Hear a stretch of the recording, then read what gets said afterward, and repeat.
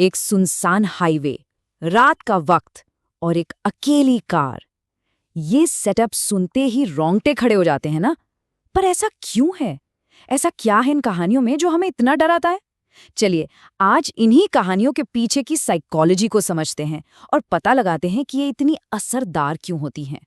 तो आज हम 3 बहुत ही पॉपुलर हिंदी हॉरर कहानियों की चीरफाड़ करेंगे। देखेंगे कि ये हमारे डर के साथ खेलती कैसे हैं। वो कौन सी ट्रिक्स हैं, धोखे हैं, लालच हैं जो इन कहानियों को हमारे दिमाग में हमेशा के लिए बसा देती हैं। चलिए शुरू करते हैं हमारी पहली कहानी से। ये एक क्लासिक फॉर्मूला इस्तेमाल करती है, भूतिया लालच। कहानी है संदीप की, जो एक सीईओ है। उसकी एक लेट नाइट ड्राइव एक ऐसे मोड़ पर आ जाती है जहां उसका एक फैसला जिंदगी और मौत के बीच की लकीर बन सकता है। तो देखिए, सेटअप कितना सिंपल लेकिन इफेक्टिव है। एक कैरेक्टर को अकेला छोड़ दिया जाता है, लेकिन जाने से ठीक पहले उसे एक बहुत ही डरावनी वार्निंग दी जाती है। बस यहीं से टेंशन बनना शुरू हो जाता है और हम सोचने लगते हैं कि अब क्या होगा। और फिर टेंशन और बढ़ जाता है जब एक भूतिया फिगर सामने आता है। कौन? एक 12 साल की लड़की जिसके हाथ में एक डरावनी सी गुड़िया है। अब देखिए, ये सीन सीधा हमारे इमोशंस पर अटैक करता है। किसी की मदद करने की जो हमारी बेसिक इंस्टिंक्ट होती है ना, ये उसी का फायदा उठाने की कोशिश है, हमें एक खतरनाक सिचुएशन में खींचने की। और यहीं पर कहानी का मेन कॉन्फ्लिक्ट सामने आता है। एक तरफ है ड्राइवर के वो डरावने शब्द और दूसरी तरफ किसी की मदद करने की हमारी नेचुरल ह्यूमन इच्छा। दोनों के बीच एक जबरदस्त लड़ाई चलती है। फाइनली होता यह है कि कार की जो मामूली सी सेफ्टी है, मतलब कांच और स्टील की एक दीवार, वही संदीप को बचा लेती है। ये हमें एक बहुत बड़ी बात याद दिलाती है कि कभी-कभी सबसे सेफ मूव होता है कोई मूव न लेना। अच्छा, तो संदीप को तो अपनी कार में सेफ्टी मिल गई, लेकिन हमारी अगली कहानी इसी आइडिया को चैलेंज करती है कि क्या कोई भी जगह सच में सेफ है।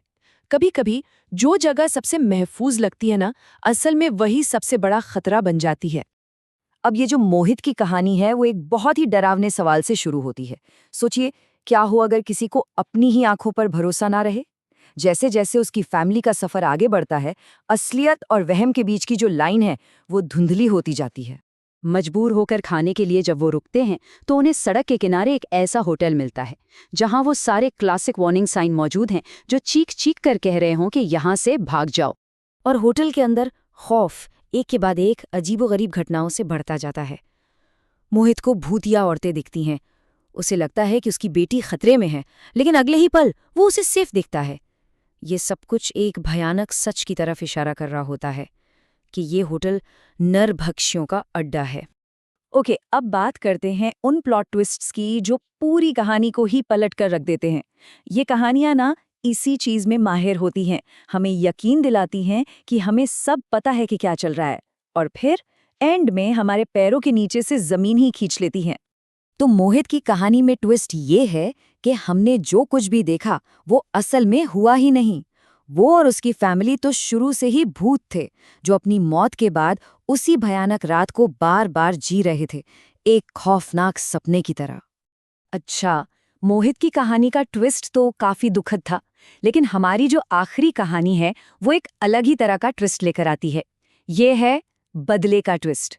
यहाँ पे जो सुपरनैचुरल पावर है वो सिर्फ डराने के लिए नहीं है, वो हिसाब बराबर करने के लिए है।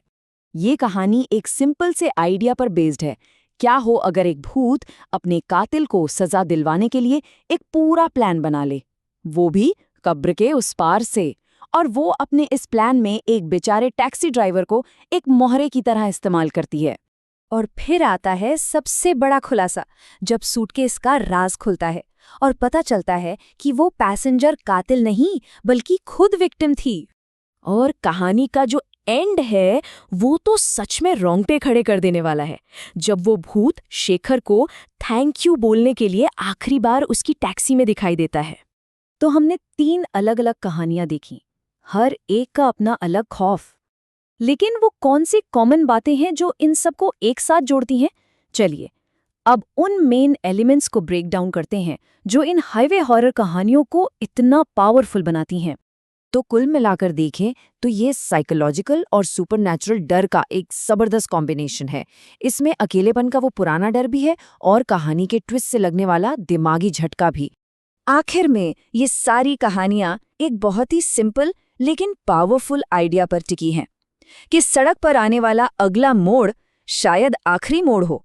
तो अगली बार जब कोई रात में सुनसान सड़क पर गाड़ी चला रहा होगा तो ये सवाल मन में जरूर आएगा, रियर व्यू मिरर में कौन देख रहा है।